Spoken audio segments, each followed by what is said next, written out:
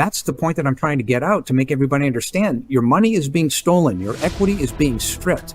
And the problem is you can't see it. Freddie and Fannie have commanded the appraisers to commit fraud, or they don't get the next appraisal job, or they get fired on the spot in order to hit the target.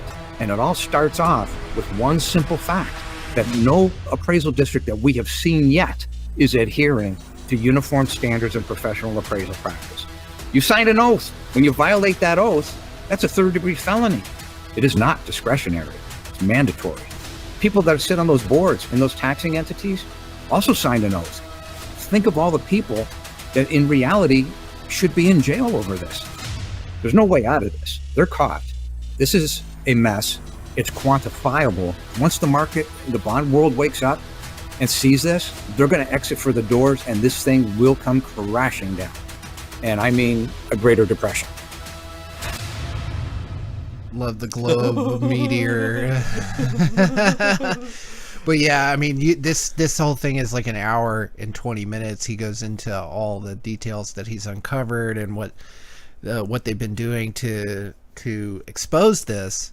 But that intro perfectly summarizes the subject. And it's something that, as a homeowner myself, like, you notice right away, you know, your jurisdiction will send you a letter asking for updates to the property that you supposedly own.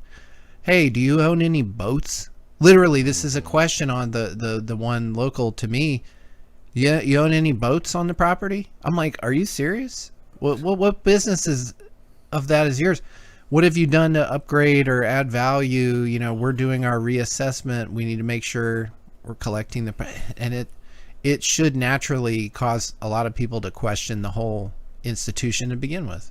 Oh, I mean, property taxes in their current iteration are almost pretty much entirely unconstitutional in the way that it's being implemented, because it's essentially a tax on unrealized gains, right? It's you're using a nominal index and comps in the area of what other homes that aren't yours sold for. Therefore, it artificially balloons the value of your present home as though you're an active seller and you're getting ready to sell it. But if you're planning to live there for another decade, it doesn't. You're not seeing those nominal gains in the market. If your property, if you're in like a 3% or sub 3% mortgage, you're not looking to sell because you can't find an equivalent with the same payment anywhere. Right. So it's nominal froth that's being leveraged against you, the homeowner. Right. Now, we saw Kamala planning to institute, of course she lost the election, but planning to institute 25% tax on unrealized capital gains of wealthiest Americans. What's the problem with unrealized capital gains tax, Xavier? What's the problem? Well, because we got to get those billionaires.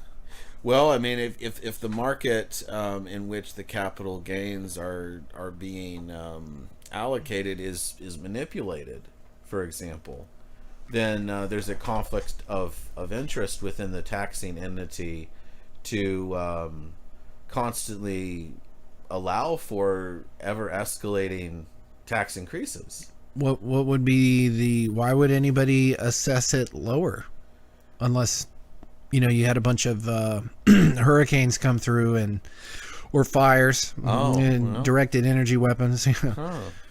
Those are certainly apropos events that have happened recently that certainly do affect property values. But I mean, the problem with unrealized capital gains tax is that, okay, if you were to implement that, then there's every incentive for everyone to be as poor as possible. Yeah. I actually know some people who sell their cryptos to pay what they think they owe. Tax loss harvesting kind right of stuff. On like I staked theta and I earned T-fuel, which is income. And people are selling to pay what they think they owe, when the assets they're selling are not even at the levels they were when they bought it. Right. You know, because they think that they owe a tax on staking. Right. And then unrealized, it's not even money that you have Yeah, yet. it's not real. Whereas, It's not like, at money least that's with real, staking, right? you could make the argument, Right. you know, or like rent income. Of course, I contest the idea that the government has a seat at the table when, you know, I'm a landlord and someone's paying me rent. Like, why should they get a cut of the rent money? Which is essentially what you're saying when you think that staking income is income that's taxable.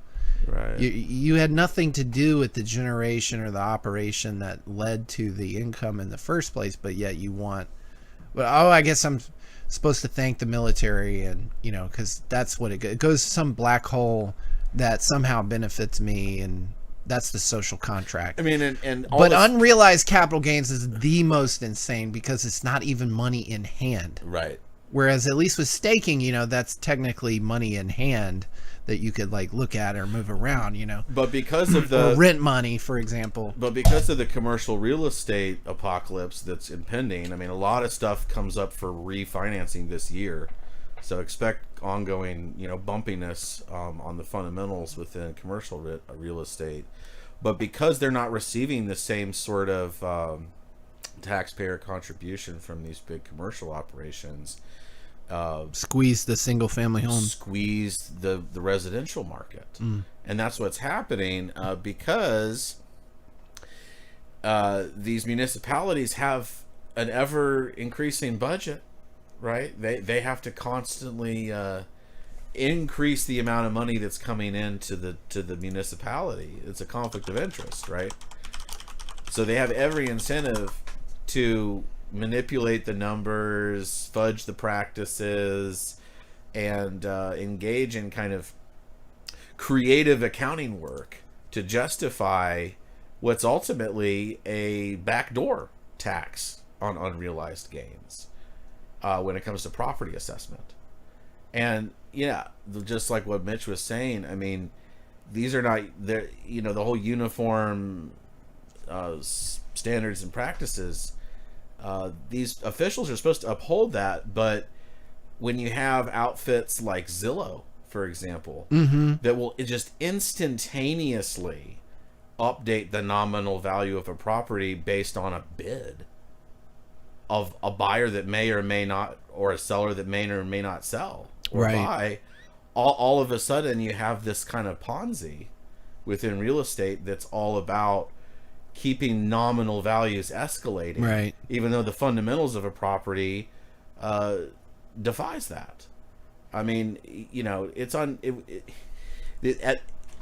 it's almost like again, it's this priced for high expectations. You know, we're supposed to value real estate as though the occupant or the owner is, you know, constantly putting in diamond studded floors and you know, platinum refrigerator and you know,